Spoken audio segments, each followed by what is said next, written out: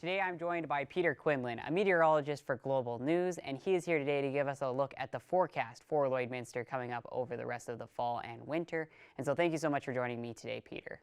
Yeah, thanks for having me, Thomas. And so we're halfway through October now, Peter. What is the forecast looking for the rest of this month? Yeah, so we are going to start to transition, we'll call it, in the days ahead. And as we look ahead into the rest of this week, we're going to see these teen temperatures kind of lingering through the middle of the week. Then Thursday, we'll get into a bit of a dip with a cold front and a risk of some rain.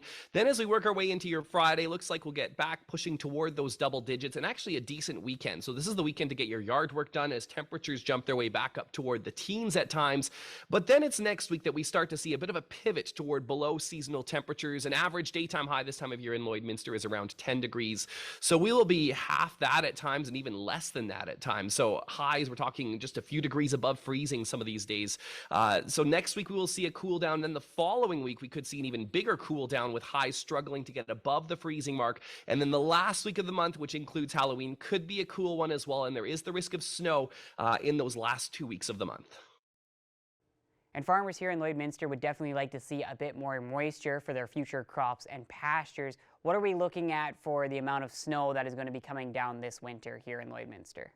So it's difficult to pinpoint this far in advance exact precipitation totals, even with snowfall amounts. It's hard even a few days in advance to get a really general trend. So right now we're looking at a chance of some flurries here or there. It doesn't at this point look like anything major, but there is the potential for some more substantial snowfalls at the end of October.